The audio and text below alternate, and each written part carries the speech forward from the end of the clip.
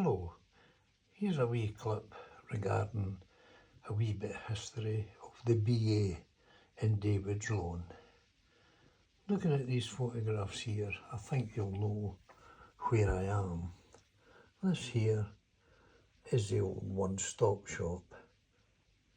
No longer, well, it's boarded up. I notice now and again they use it for something or other, but it's usually boarded up and closed. At the bottom of it, years ago, this bit here, I might show you clearer here on this photo, all this area here, before this building was built, there used to be a tennis court there.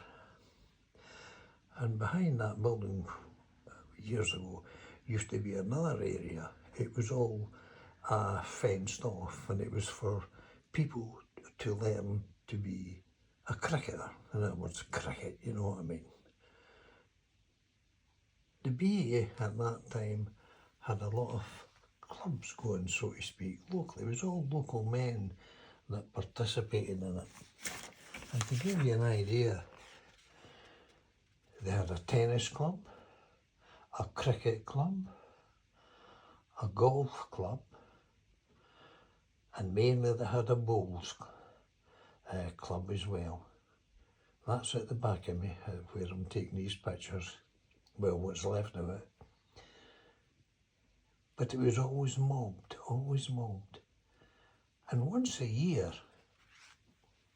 they used to arrange a bus to go down to Warrington, where the mother plant was, the mother BA, British Aluminium Company plant was. Here is a photograph of the people responsible. Every one of these lads here, I used to call them the Dirty Dozen, but however, they all came from Warrington. They gave up everything down there to come to Scotland to start the BA off. I can remember some of them. And this chap here was Tommy Sankey.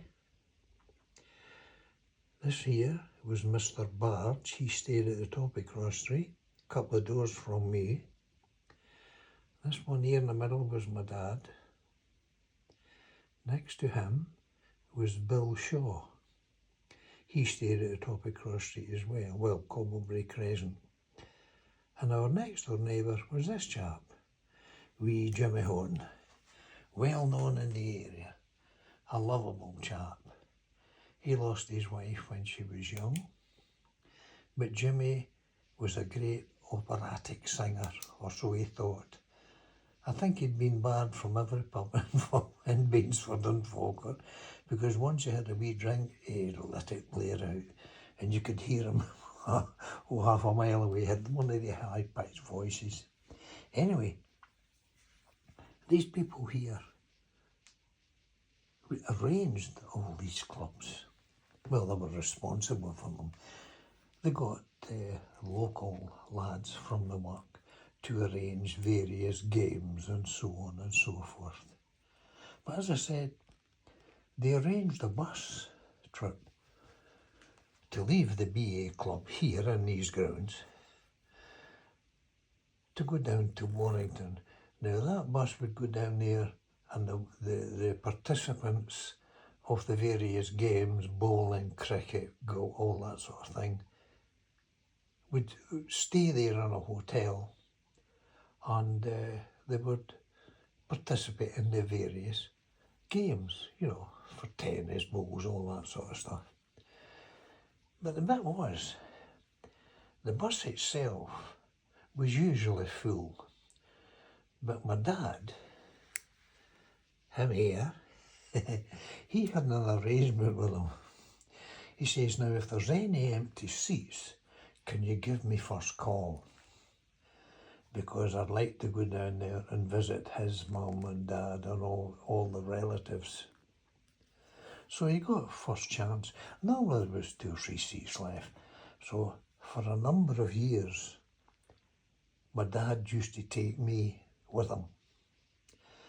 And we used to go there and stay at my grand's house for about 3 days or so. And of course my dad would see all his relatives and so on and so forth. And it was a great experience. I can certainly remember my gran and granddad. But later on I found out that my actual grandfather was killed in the Great War. None of us actually knew that until later on in years. However, that's another story I'll tell you. But when the games were finished, we'd all meet at a certain place in Warrington. And the bus would come back and we'd all pile on the bus and we'd head back up to Scotland. Now some of these games were actually held in Blackpool. So a lot of the participants in the bus, they had a carry out and all the rest of it. Some of them had won cups, and what happened there is the cup was filled with whiskey and it would be passed round everybody in the bus. Not me, of course, I was too wee. They gave me some lemonade. And it was like that all the way up. I'll never forget that. And then, before we came into Falkirk, they'd have a whip round for the driver. So they did that. They had a whip round, the odd coins or whatever it was in a hat, and they also had a whip round for someone else, believe it or no, and that was for me. I was quite surprised. My dad started laughing. But it wasn't for money.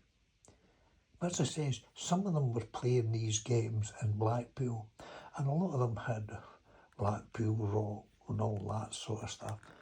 So they had a collection of rock and whatnot for me. I'll never forget that as long as I live. They used to come and give me a big handful of sweets, rock, Blackpool. It's the first time I'd ever seen rock with the name Blackpool actually in the rock. I'll never forget that. Anyway, when we got home, they dropped us all off at the BA club again, as I said. And that would be it for next year. But what I wanted to talk about was what me and my dad did when we were in Warrington. Learned a lot there. But I'll do another wee clip on that. But that gives you an idea of what they used to do here. Imagine that. Cricket, golf, tennis, darts, dominoes. They had all these things going. They were great sports, but mainly darts, dominoes, all that. That was all done locally in the BA club. It was always mobbed, always. But that's another story. However, I've got great memories of that. I'll do another wee clip later. By the new